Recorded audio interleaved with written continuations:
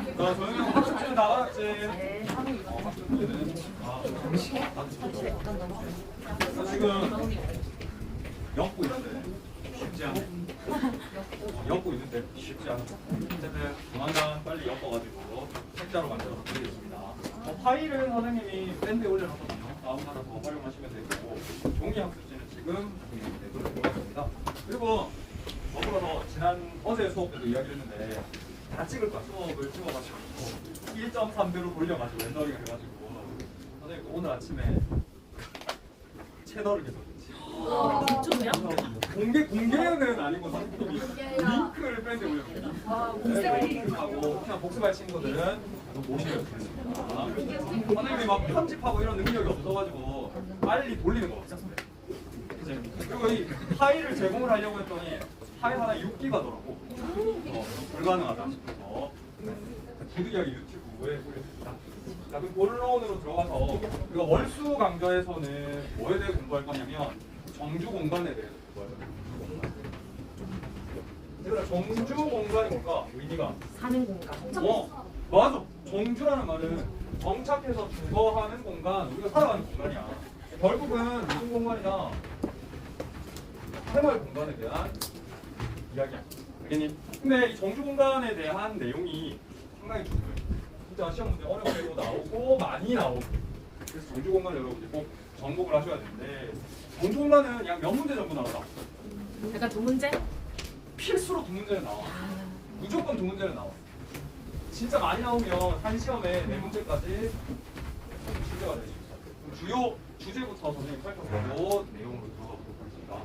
제일 먼저 물어보는 게 뭐냐면 정주 공간은 살아가는 공간이잖아. 근데 규모가 큰 공간도 있고 규모가 작은 공간도 있죠. 규모가 작은 공간을 우리가 주로 촌락이라고 부르고 규모가 큰 공간을 도시라고 부르는데 도시와 촌락 이거 하는 문제가 종종 나와요. 이번에도 출제가 됐습니다. 이거 주제가 하나 있고 두 번째 어떤 주제가 있냐면 촌락의 유형을 물어요. 이거는 진짜 주는 문제로 간간히 출제됩니다. 더불어서 촌락을 기능에 따라 나누기도 해요. 농업을 담당하는 촌락은 뭐라고 부르겠니? 농촌. 어업을 담당하는 촌락을 어촌. 이런 식으로 기능에 따라 분류를 하기도 한단 말이야. 이것도 주는 문제로 아주 가끔 나올 수도 있습니다. 더불어서 촌락의 변화. 촌락이 변화하고 있어요. 뭐에 따라서 변화하고 있을까? 도시화에 따라서 변화를 하고 있어. 무슨 말이냐면 조금 이따 또 설명을 하겠지만 대도시가 있다. 주로 대도시 주변에는 촌락들이 존재하잖아요. 가까운 곳에도 촌락, 먼 곳에도 촌락이 있어. 근데 이 둘의 특성은 같을까 다를까? 달라요. 왜? 이유는 이 중심 대도시와의 거리 때문이야. 아무래도 거리가 가까우면 누구의 영향을 많이 받겠어? 중심 대도시의 영향을 많이 받는단 말이야.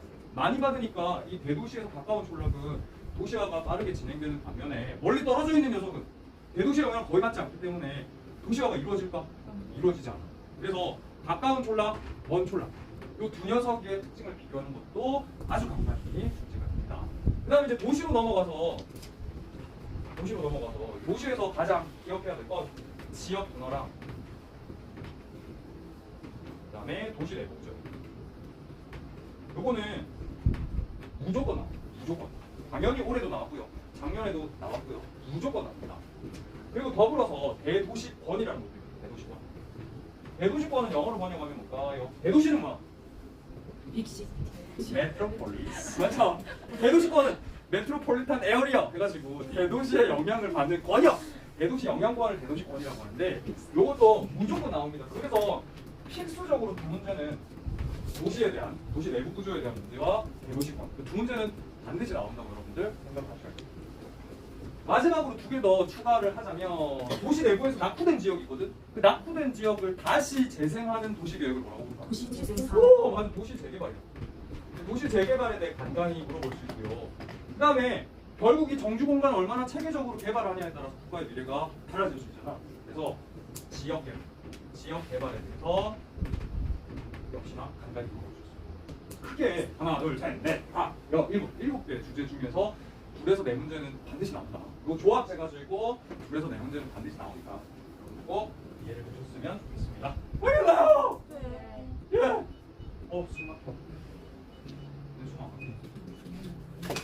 그러면 처음부터 하나하나 살펴보도록 하겠습니다. 정주공간입니다. 방금 전에 정주공간 선생님이 정착해서 살아가는 공간이라고 했어.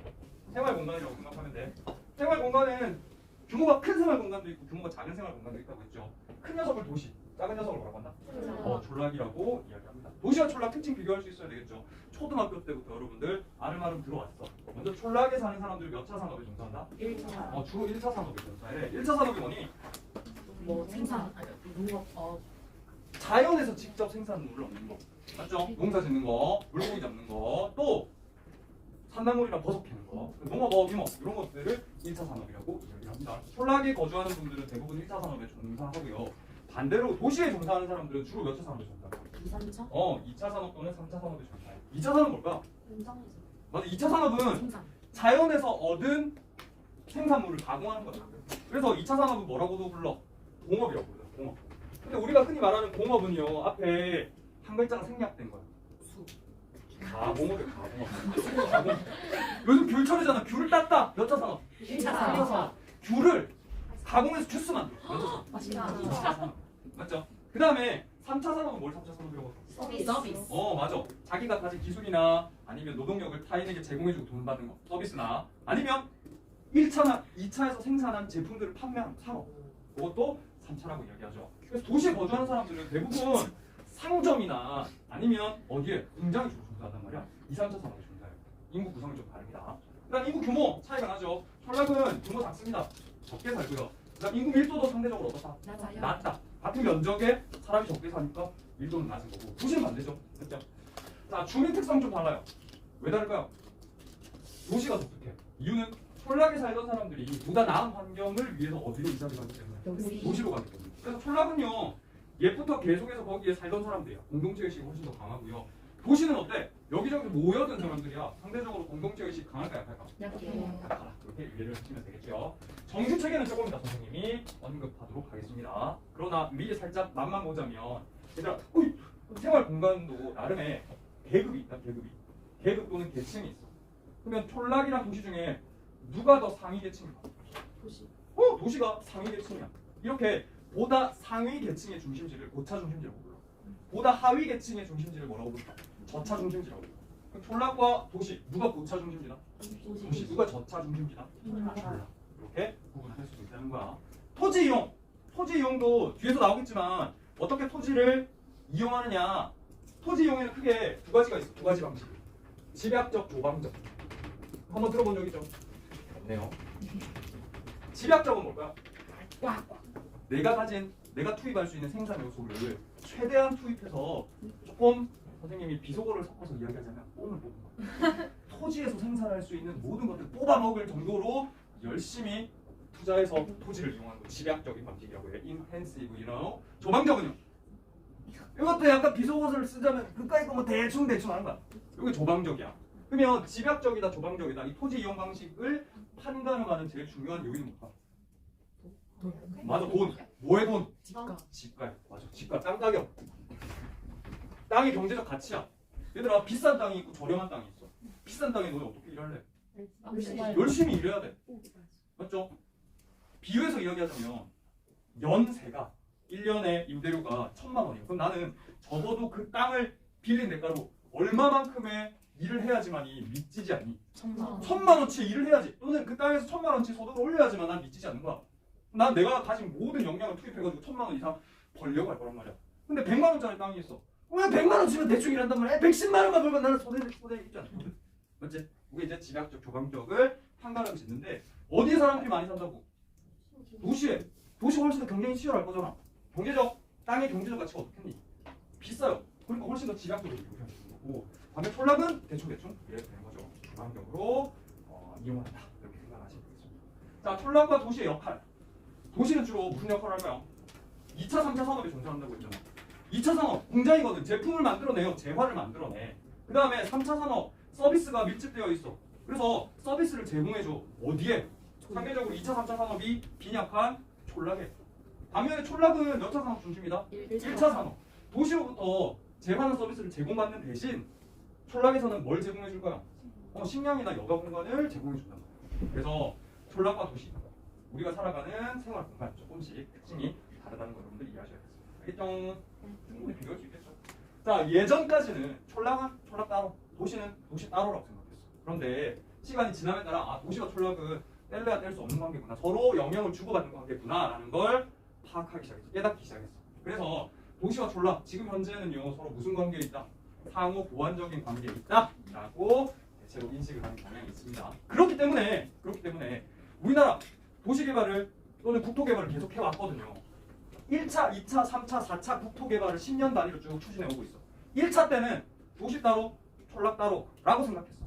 2차 때까지도 도시 따로, 촌락 따로라고 생각했어. 그런데 3차 때 깨달은 거야. 아, 얘네 둘은 뗄래야 뗄 수 없는 상호 보완적인 관계구나. 그래서 이 둘을 묶었어.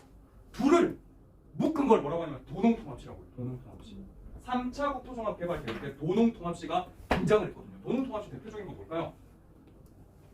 부산 직할시랑 그 옆에 바로 기장군이 있었거든. 둘은 뗄래야 뗄 수 없는 관계야. 서로 영향을 주고받아. 묶어준 거야. 그래서 뭐라고 이름 붙였을까? 부산광역시. 오케이, 들어봤죠? 네. 직할시 들어봤죠? 네. 안 들어봤죠? 그럼 거제도요. 거제 섬이 있잖아. 장승포시랑 거제군이 있었어. 이 둘은 한 섬의 같은 행정구역이야. 뗄래야 뗄 수 없는 관계야. 묶었어. 거제시. 상대적으로 거제군 작은 행정단위였거든요. 얘네 흡수통합되는 거잖아. 흡수통합되는 거 서럽잖아. 이름 살려줘. 장승포시 더하기 거제군, 거제시. 우리 선생님 반에 또 사천 출신 있거든요. 사천군, 삼천포시 뗄래야 뗄 수 없는 관계였어. 묶었어. 사천시. 사천시. 그게 이제 도농통합시입니다. 그리고 상호 보완적인 관계를 극대화하기 위해서 펼친 정책, 우리 이제 도농통합시고 3차 국토종합개발 계획 때 실시했다. 이 정도는 여러분들 기억하고 갑시다. 3차 중에 도농통합시 넘어갈게. 더 많은 예는 여기 있습니다. 자, 그러면 이제 도시와 촌락을 비교해봤으니까 이제 촌락부터 한번 살펴보도록 하겠습니다. 짠, 촌락은 먼저 촌락의 입지에 대해 나와요. 촌락이 어디에 입지하느냐. 그래서 촌락은 뭘 보고 입지할까요? 크게 두 가지 요인이 있어요. 자연적 요인과 사회 경제적 요인. 옛날에는 뭐가 중요했을까요? 자연적 요인. 빙고. 왜? 자연 환경을 극복할 수 없었거든요. 그래서 자연적 요인이 중요했어요. 이를테면 우리 배웠던 거야. 자연 재방에 주로 입지하죠. 물을 피하려고. 그 다음에 용천대에 주로 입지하죠. 물 얻으려고. 그 다음에 산에서는 한강으로 입지합니다. 역시나 물을 피하려고. 자연적 요인이 중요했어요. 과거에는. 더불어서 또 한 자연적 요인과 관련되어 있는 게 배산임수. 그래서 배산임수 뭐냐? 뒤에는 산이 맞아. 마을 뒤에는 산이 있고 마을 앞에는 물이 흐르고. 물이 흘러야지 물을 얻을 수 있지. 뒤에 산이 있어야 차가운 바람을 막아주지. 따뜻하게 보내지. 이것도 역시나 자연적 요인과 관련된 거란 말이야. 그런데 최근에는 그 입지가 변화하고 있어요. 어떻게? 뭐가 더 중요해지고 있을까요? 사회 경제적 요인이 훨씬 더 중요해지고 있습니다. 이를테면 교통, 방어 이런 것들이 사회 경제적 요인이거든요. 네? 간단하게 한번 읽어보시면 되고요. 이제 뭐 이야기하려고? 그래 먹고 살아야 된단 말이야. 농사를 지어야 된다고. 근데 너네 신석기 유적 보면 주로 무슨 농사 많이 지었어 우리나라에? 조 기장. 벼농사 많이 지었어. 근데 벼농사는 얘들아 너네 한국사 시간에 공부했겠지만 새우깡이야. 무슨 말이야? 맛있어. 소리가요 소리가 새우깡. 노동력이 엄청 많이 든단 말이야. 노동력이 많이 드니까 모여가지고 같이 도와야지만 벼농사를 해낼 수가 있어. 이해되겠니? 그렇기 때문에 모여 살기 시작했다. 따라서 집촌의 형성 원인은 벼농사라고 볼 수 있고 그 벼농사가 왜? 왜냐면 벼농사는 협동 노동이 필요하니까 모여 살았다. 이거 여러분들 기억해 주시기 바랍니다. 더불어서 외부의 적을 방어하기 위해서도 모여 있는 게 훨씬 더 좋았겠죠. 유리했겠죠. 그래서 외적 방어를 위해서도 집촌이 형성됐다. 이렇게 이해하시면 되겠습니다. 형성 역사. 처음 출발이 동족촌이었으니까 집촌은 역사가 엄청나게 오래됐다라고 생각을 하시면 되고요. 토지형, 이 벼농사가 노동력이 엄청 많이 든다고 했잖아. 상대적으로 밭농사보다는 토지용이 집약적인데 몰랐네. 넘어가자. 공동체 의식은 어떻겠니? 서로 일을 돕고 도와. 품앗이, 둘에 전부 다 향야 어디서 출발한 걸까? 집촌에서 출발한 거거든요. 그러니까 공동체 의식 엄청 강합니다. 우리가 남이가 맞니? 가옥과 경지의 결합도 이거 많이 물어봐. 가옥과 경지의 결합도는 높을까 낮을까? 맞아요? 봐봐. 지도에 보면 여기에 마을이 있어. 그리고 여기에 사는 사람들의 경지가 이 앞에 쫙 펼쳐져 있어. 이해돼? 그러면 나는 여기 사는데 너는 여기야. 어때? 멀리 떨어져 있잖아. 내 가옥과 내 경지의 결합도가 낮아가지고 관리가 잘 안 되잖아. 관리가 안 되니까 참새가 뜯어먹지 말라고 누구를 세워놔? 버섯을 세워놓는 거야. 이해돼? 자, 그래서 가옥과 경지의 결합도는 낮고요. 경지 관리는 쉽겠냐 어렵겠냐? 어렵죠. 뭐로 안 보여? 경지 관리할 수 없어. 참새들이 다 뜯어먹어도 야 이놈새끼야! 소리만 지를 수가 있단 말이야. 맞죠? 그 다음에 협동노동은 모여있으니까 어렵다 쉽다. 오케이? 자, 산촌 반대로 생각하면 됩니다. 가옥의 밀집도 낮고요. 형성 배경은 이해해야 돼. 형성 배경은 경지가 너무 농경지가 농경지고 농경지가 너무 좁은 지역. 산 등성이 같은 데는 굳이 모여가지고 변농사 할 필요가 없어. 할 수가 없어. 땅이 넓지 않으니까. 반농사를 하거든. 반농사를 하기 때문에 굳이 변농사를 할 필요가 없어가지고 산촌이 들어섰다. 이렇게 이해하시면 되고요. 토지용 반농사입니다. 반농사는 변농사보다 상대적으로 품이 적게 들어. 노동력이 적게 들어. 그래서 조강적 이용이다 라고 생각하시면 되고, 공동체 의식 서로 돕고 돕지 않습니다. 그러니까 공동체 의식은 약하고요. 가옥과 경지의 결합도는 높을까 낮을까? 높아요. 왜? 땅이 좁잖아. 그래서 여기 내 땅, 여기에 내 집. 그러니까 내 집 앞에 바로 내 땅이야. 그래서 가옥과 경지의 결합도 높다. 높으니까 경지 관리가 용이하다, 쉽다. 맞니? 협동노동은 안 보이는 곳에 있어. 행님! 이러면 들어. 못 도와줘. 그러니까 경지 관리는 어렵다. 오케이? 자, 그래서 이렇게 되고, 그다음 전통 촌락을 기능별로 분류해 볼 거야. 이거 아까 선생님이 언급했었어. 얘들아, 촌락인데 농사짓는 촌락 뭐라고 불러? 농촌이라고 불러. 물고기 잡는 촌락 뭐라고 불러? 어촌이라고 불러. 그다음에 산에서 나무를 캐거나 아니면 밭농사하거나 목축업하는 그러한 촌락은 뭐라고 부를까? 옛날에 산촌이라고 불렀는데 이 방금 전에 형태 분류상 산촌과 헷갈리잖아. 그래서 산지촌이라고. 그러면 거꾸로 물어볼게. 농촌, 어촌, 산지촌은 촌락을 어떻게 분류한 거야? 기능에 따라 분류. 이해되죠? 그 기출에 한번 물어봤었어. 자, 그러면 마지막으로 이 내용 보고 문제 한번 풀어보도록 합시다. 도시화에 따른 촌락의 변화야. 선생님이 촌락의 변화도 중요한 주제라고 했죠. 도시화에 따른 촌락이 변화합니다. 대도시와 가까운 촌락과 대도시와 먼 촌락이 있다고 했어. 가까운 촌락은 대도시 영향을 많이 받아. 도시화가 빨리 진행돼. 그러면 대도시와 가까운 촌락은요, 인구가 증가할까요, 감소할까요? 시간이 지나니까 증가. 이게 핵심이야. 인구가 증가. 반면 대도시에서 멀리 떨어져 있어. 대도시 영향 받지 않아. 도시화가 이루어지지 않아. 그러면 사람들이 들어올까 안 들어올까? 안 들어와요. 오히려 더 나은 삶을 찾아가지고 어디로 간다? 대도시로 떠나버려. 미천 형수 현상에 의해서. 맞니? 그러면 대도시와 멀리 떨어진 촌락은 인구가 어떻게 될까요? 감소합니다. 감소. 맞나요?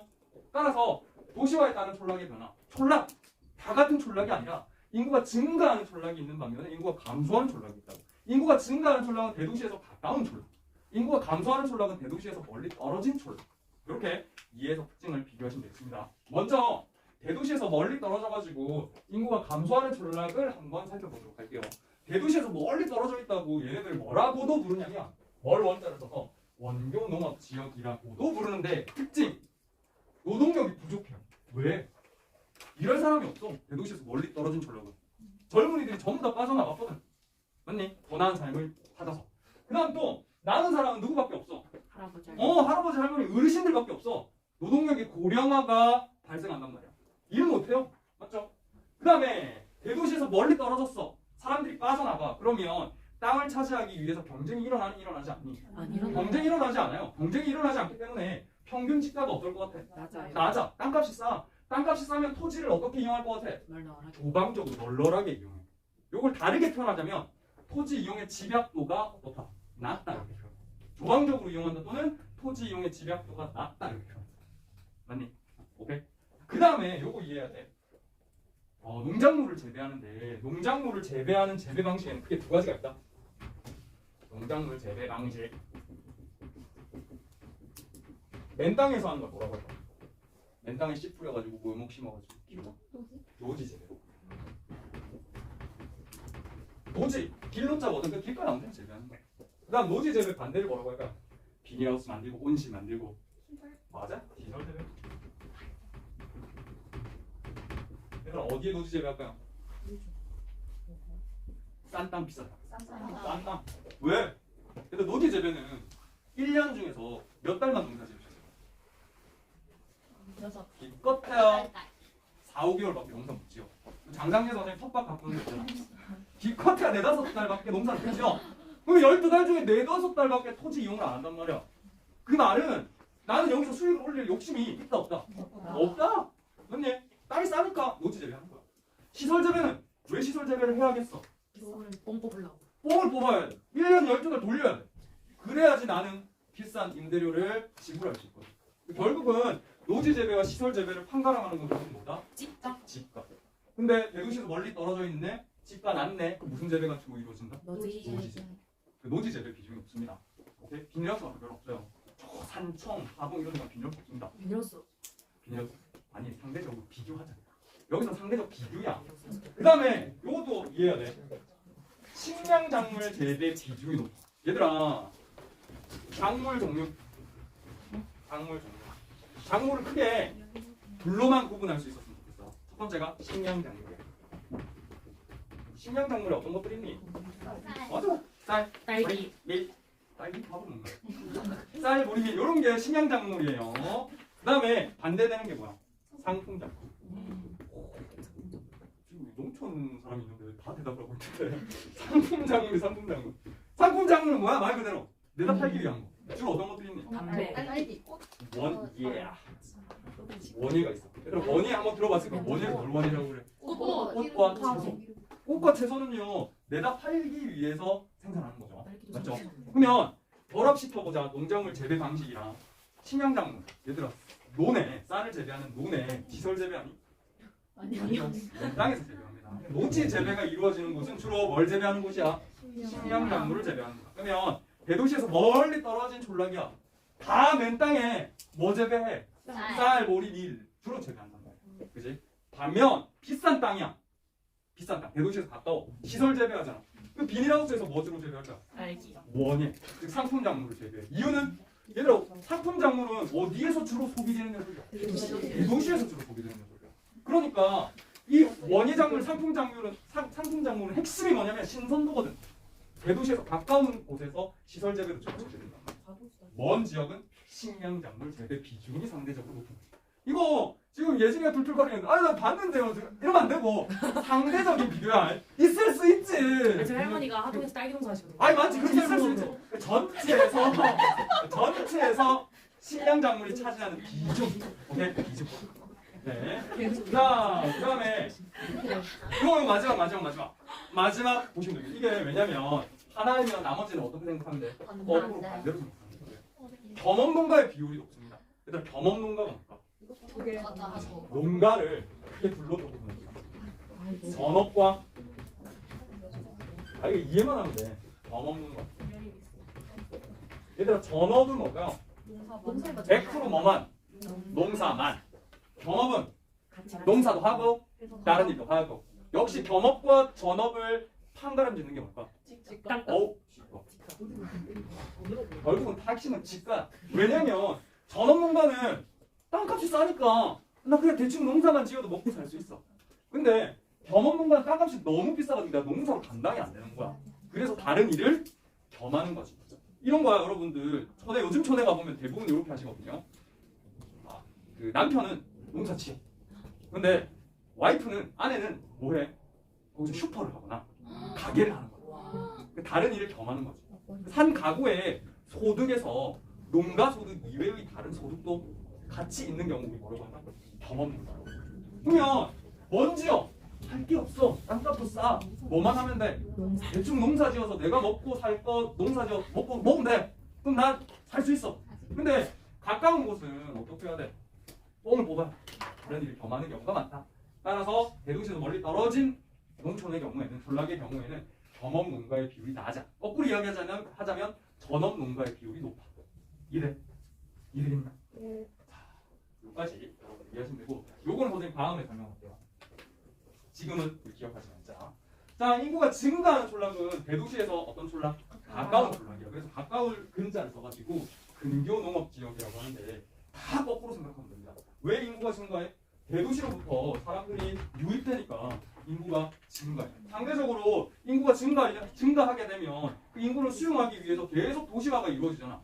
농경지들이 사라지고 상업용지, 그 다음에 건물을 만들기 위한 뭐 주거용지 이런 것들이 계속 줄어서니까 도시적인 경관이 증가할 수밖에 없고 상대적으로 멀리 떨어져 있는 전락보다는 청장년층의 비중이 높고 노년층의 비중이 낮게 나타나겠지. 평균지가 높습니다. 너도 나도 땅을 차지하기 위해 경쟁하니까 평균 지가가 높으니까 지가 높게 나타나고 그 다음에 비싸니까 시설 재배해야 되고 시설 재배해서 원예작물 주고 재배하는 거지.